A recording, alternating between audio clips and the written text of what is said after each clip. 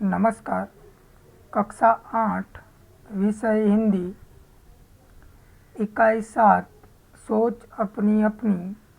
साहित्य प्रकार है वाद विवाद। किसी विषय के पक्ष और विपक्ष में तर्क वितर्क सहित अपने विचारों की अभिव्यक्ति ही वाद विवाद है। वाद विवाद मौखिक भावाभिव्यक्ति का अत्यंत प्रभावशाली तथा महत्वपूर्ण रूप है। वाद विवाद में कोई एक विषय निर्धारित कर लिया जाता है। कुछ विद्यार्थी उस विषय के पक्ष में तथा कुछ विपक्ष में अपने अपने तर्क इकट्ठे करके कार्यक्रम के दिन श्रोताओं के सामने प्रस्तुत करते हैं। एक वक्ता पक्ष में अपने विचार रखता है तो दूसरा वक्ता विपक्ष में। इस प्रकार वक्ताओं को अपनी बात की पुष्टि तथा विपक्ष के कथन के खंडन का अवसर मिलता है।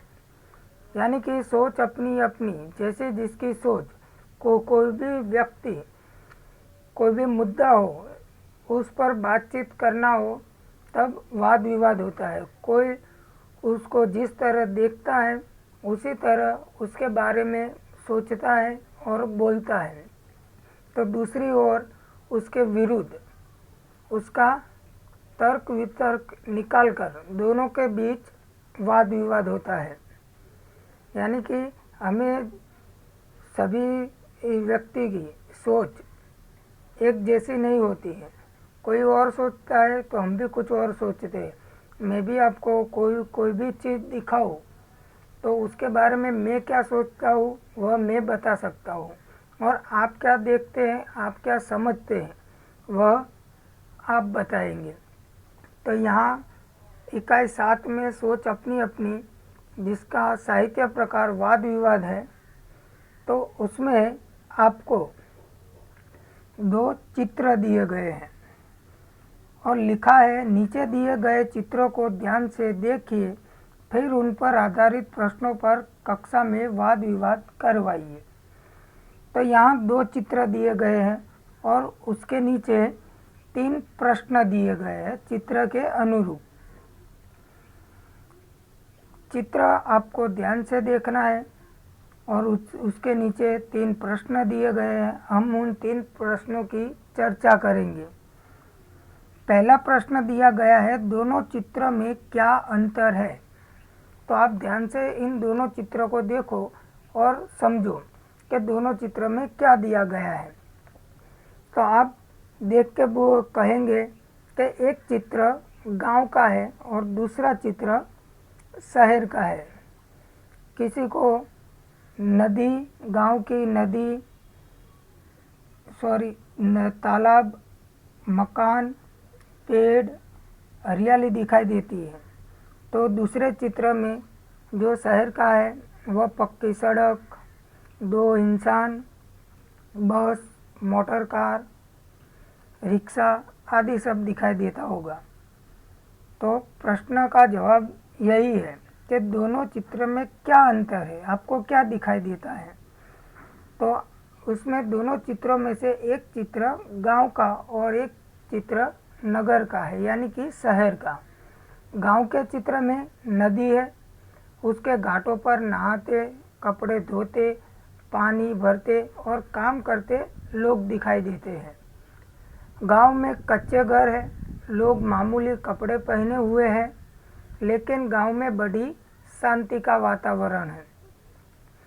जबकि नगर के चित्र में चौड़ी और 2 तरफ सड़क है, पक्के मकान हैं, सड़क पर वाहन चल रहे हैं, वाहनों के कारण शोर है, लोग आधुनिक वेशभूषा में हैं।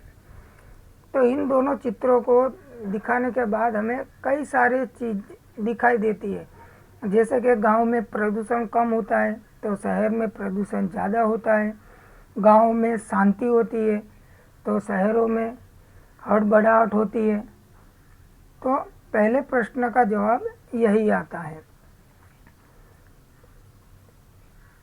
दूसरा प्रश्न है,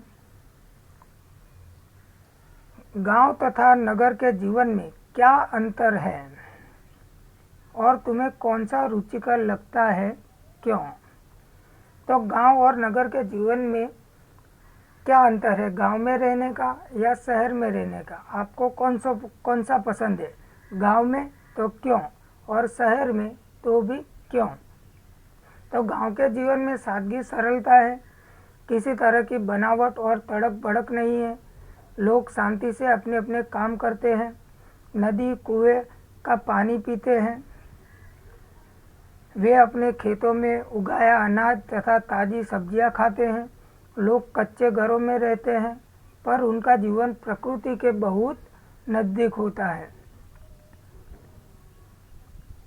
यानी गांव में हरियाली दिखाई देती है, शांतिपूर्ण वातावरण देखने को मिलता है, वहाँ कोई भी शोर गुल्ला नहीं होता, यानी शांति से जीवन लोग पसार करते हैं। जबकि नगर के जीवन में तड़क भड़क और बनावट अधिक होती है।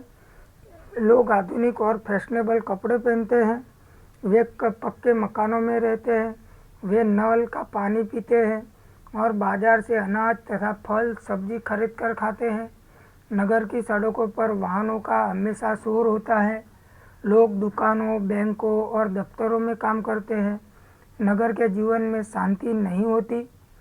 लोगों का जीवन प्रकृति से बहुत दूर होता है। यानी कि नगर के जीवन में अनेक दोष है। फिर भी मुझे, यानी कि आपको कौन सा शहर पसंद है या गांव पसंद है? क्योंकि शहर के लोग शिक्षित और प्रगतिशील होते हैं, नगर में अच्छे स्कूल और कॉलेज होते हैं, इनके कारण मनपसंद शैक्षणिक योग्यता प्राप्त की जा सकती है। अनेक संस्थाएं, पुस्तकालय आदि व्यक्ति की योग्यता बढ़ाने में सहायता होती है। उन्नति के जितने अवसर नगर में हैं उतने गांव में नहीं, लेकिन अब गांव में भी आधुनिक टेक्नोलॉजी आ गई है, वहाँ के लोग भी शैक्षणिक शिक्षण लेते दिखाई देते हैं।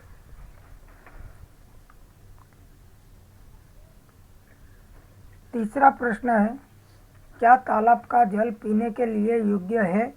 यदि नहीं तो क्यों? तो गांव के लोग सभी अभी तालाब का ही पानी पीते हैं, उसमें कपड़े धोते हैं, जानवर प्राणी आदि सबको उसमें नहलाते हैं, तो उसका पानी गंदा होता है, तो यह पानी पीने लायक नहीं होता।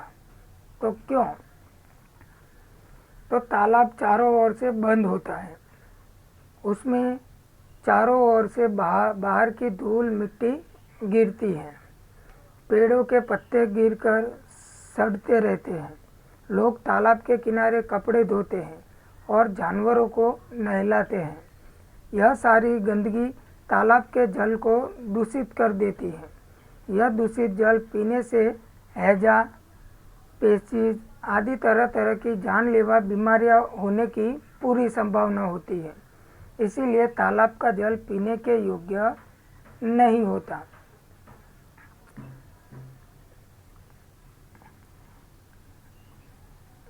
आपको पेज नंबर 46 पे प्रश्न दिया है,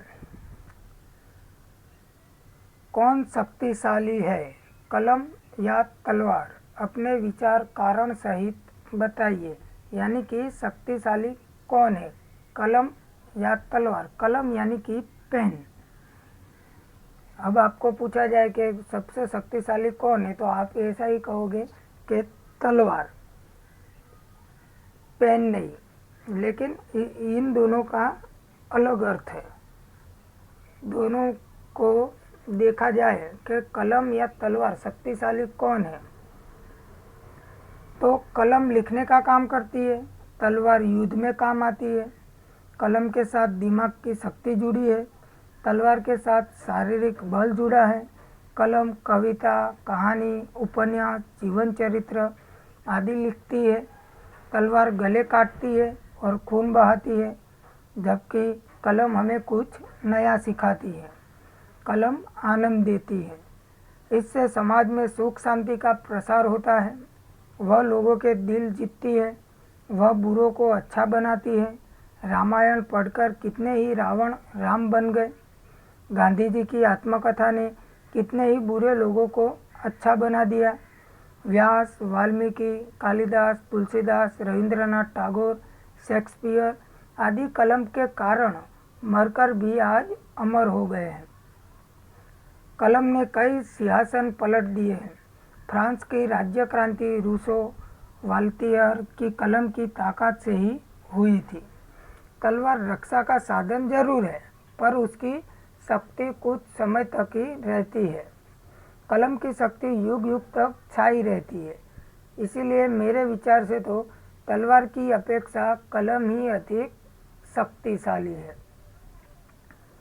यह था प्रश्न का जवाब। कौन शक्तिशाली है, कलम या तलवार? अब आपको एक अखबार का कटिंग दिया हुआ है, एक न्यूज़पेपर का। उस पर लिखा है बहुत दूर जन्म ले रहा है धरती जैसा ग्रह, और उसके अंदर उसकी सारी डिटेल्स हैं, क्या लिखा है, और उसके अनुरूप आपको नीचे 3 प्रश्न दिए गए हैं। तो यही 3 प्रश्न के उत्तर आपको इन अखबार के कटिंग में से ढूंढकर लिखना है पढ़कर। पहला प्रश्न है, अंतरिक्ष की किस घटना से वैज्ञानिक उत्साहित है? तो आपको इसका जवाब इस अखबार में दिया गया है। तो उसका जवाब भी है, अंतरिक्ष की किस घटना से वैज्ञानिक उत्साहित है। तो उसका जवाब आता है, वैज्ञानिक इस घटना से उत्साहित है कि अंतरिक्ष में पृथ्वी जैसा एक नया ग्रह जन्म ले रहा है। फिर से इसका जो उत्तर है, अंतरिक्ष में पृथ्वी जैसा एक नया ग्रह जन्म ले रहा है। दूसरा प्रश्न है, पृथ्वी जैसा ग्रह बनने के लिए अंतरिक्ष में किस प्रकार की स्थिति होना आवश्यक है? तो पहले तो हम यही सोचेंगे कि पृथ्वी जैसा ग्रह, जहाँ हम दुनिया में जिस दुनिया में रहते हैं ऐसी दुनिया बनाने के लिए अंतरिक्ष में क्या जरूरी है, स्थिति कैसी होनी चाहिए? तो पहला तो गुरुत्वाकर्षण ही महत्वपूर्ण है।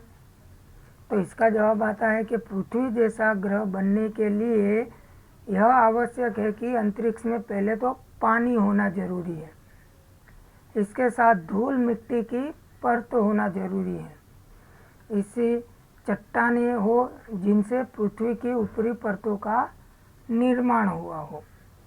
तो पृथ्वी जैसा ग्रह बनने के लिए यह सब कुछ जरूरी है।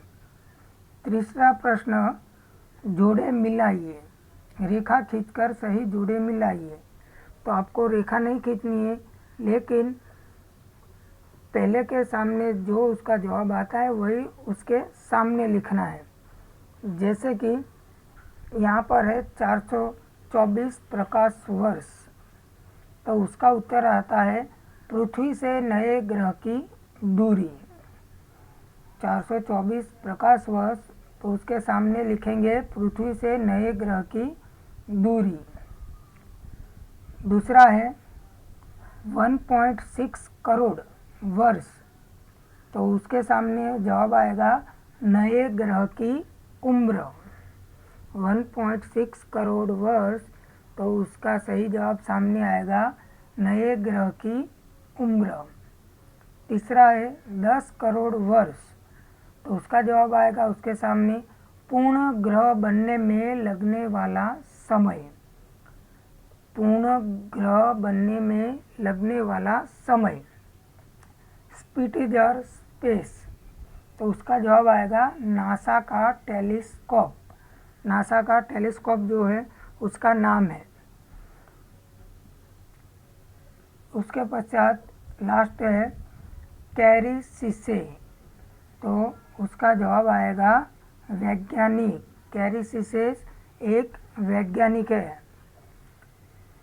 तो आपको पता चल गया होगा, अखबार में यह सब माहिती दी गई है। अब आप पेज नंबर 45 पर जाइए, वहाँ आपको दिया गया है विज्ञान वरदान या अभिशाप, इसके विषय में हम चर्चा करेंगे।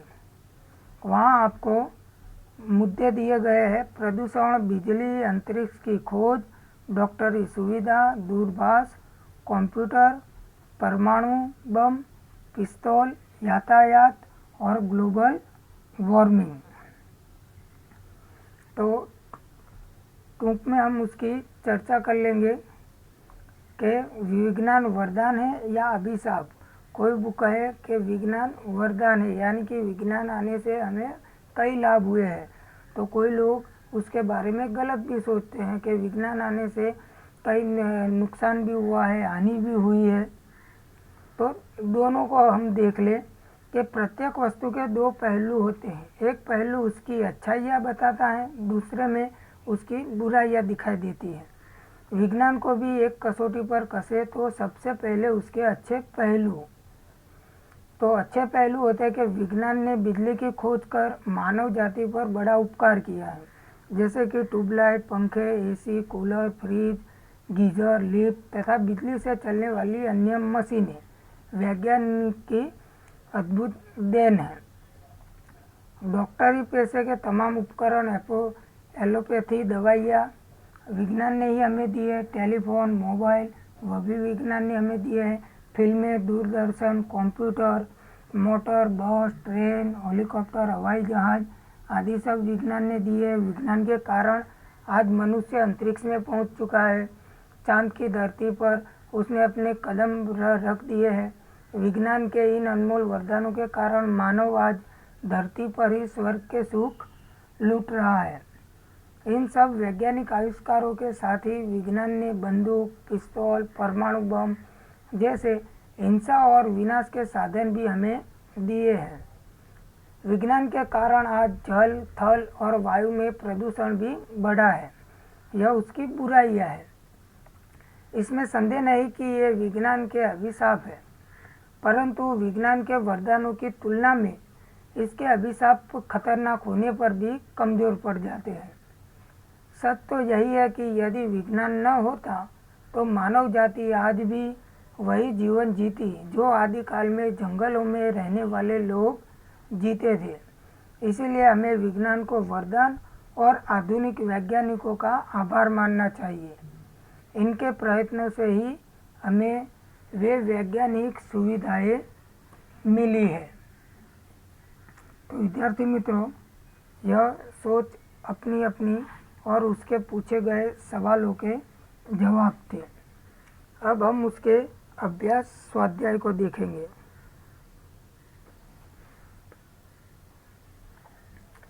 अभ्यास में आपको लिखना है पहले 3 प्रश्न जो आपको पहले दिए गए थे। उसमें पहला प्रश्न है, दोनों चित्रों में क्या अंतर है। दूसरा प्रश्न, गांव तथा नगर के जीवन में क्या अंतर है और तुम्हें कौन सा रुचिकर लगता है, क्यों। तीसरा प्रश्न है, क्या तालाब का जल पीने के लिए योग्य है, यदि नहीं तो क्यों। तो यह तीनों प्रश्नों का जवाब आपको लिखना है। यह आपका गृह कार्य, घर काम है। आगे का प्रश्न है, कौन शक्तिशाली है, कलम या तलवार। अपने विचार कारण सहित बताइए। जो हमने अभी चर्चा की वह। तो यह प्रश्न का जवाब भी लिखना है और उसके नीचे दिए गए प्रश्नों का भी जवाब लिखना है। पहला प्रश्न है, अंतरिक्ष की किस घटना से वैज्ञानिक उत्साहित है। दूसरा प्रश्न, पृथ्वी जैसा ग्रह बनने के लिए अंतरिक्ष में किस प्रकार की स्थिति होना आवश्यक है।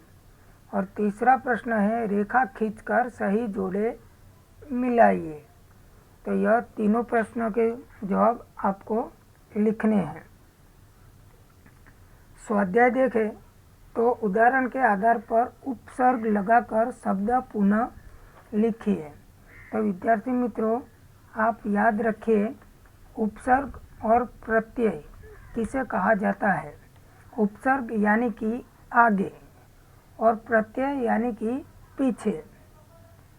तो आपको उपसर्ग आगे लगाकर उसका शब्द बनाना है और प्रत्यय पीछे लगाकर उसका नया शब्द बनाना है, जो आपको कौंस में दिया गया है। वी, प्र, अ, दूर, अध, नीर, गैर। तो इसका उपयोग कर आपको शब्द बनाने हैं। जैसे कि यहाँ उदाहरण दिया है भिन्न, तो उपसर्ग आगे लगाना, तो वी आगे लगेगा, विभिन्न, जैसे कि देश तो विदेश, इस तरह आपको बनाना है।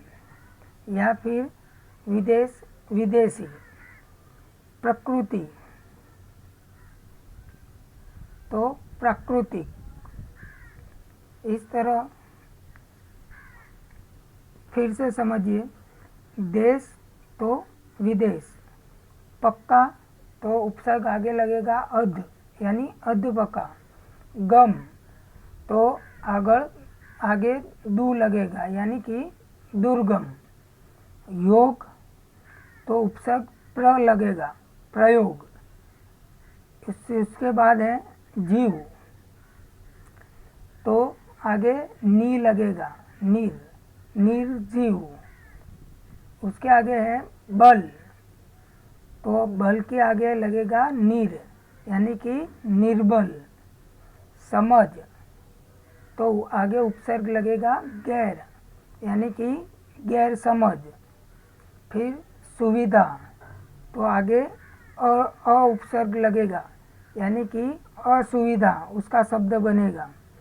फिर अंत में है वांछित तो उसके आगे उपसर्ग अ लगेगा, उसका शब्द बनेगा अवांछित। तो यह उपसर्ग थे। अब उदाहरण के आधार पर प्रत्यय लगाकर शब्द पुनः लिखिए। तो यहाँ प्रत्यय है यानी कि पीछे, तो उदाहरण दिया गया है नियम प्लस इत बराबर नियमित। तो पहला है विदेश तो उसके आगे जो ऊपर आपको कौंस में दिया गया है ई ता ई त ई क, तो यह प्रत्यय है, उसको पीछे लगाकर वाक्य फिर से लिखना है। जैसे कि विदेश तो उसके पीछे ई लगेगा तो विदेशी, ई आया विदेशी। फिर है प्रकृति तो प्राकृतिक, इक लगेगा प्राकृतिक, उसका नया शब्द बनेगा प्राकृतिक। फिर है पुत्र तो उसका लगेगा पुत्री, ई लगेगी प्रत्यय। फिर है लापरवाह तो लापरवाही यानी कि प्रत्यय ई लगेगा। फिर है चंचल तो उसका बनेगा चंचलता, ता लगेगा। फिर है यंत्र तो यांत्रिक यानी कि प्रत्यय इक लगेगा। फिर शब्द है मानव तो मानवता, उसके पश्चात है हंस यानी कि हंसी, यानी कि यहाँ ई प्रत्यय लगाई गई है। तो विद्यार्थी मित्रों आपको याद रखना है उपसर्ग यानी कि आगे और प्रत्यय यानी कि पीछे। जो आगे लगता है उसे उपसर्ग कहते हैं और जो पीछे लगता है उसे प्रत्यय कहते हैं। तो यह स्वाध्याय है और उसके नीचे प्रश्न 3 दिया गया है। चित्र के आधार पर काव्य की रचना कीजिए। तो आपको जो चित्र दिया गया है तो उस चित्र को देखकर समझकर आपको अपनी सोच से अपने आप एक नई काव्य की रचना करनी है। घड़ी लगी दीवार पर टिक टिक टिक कर तू चलती है। ठीक है, तो आपको जो समझ में आए उसके आधार पर आपको एक नए काव्य की रचना करनी है। तो विद्यार्थी मित्रों यहाँ हमारा इकाई 7 सोच अपनी अपनी यहाँ पूर्ण होता है।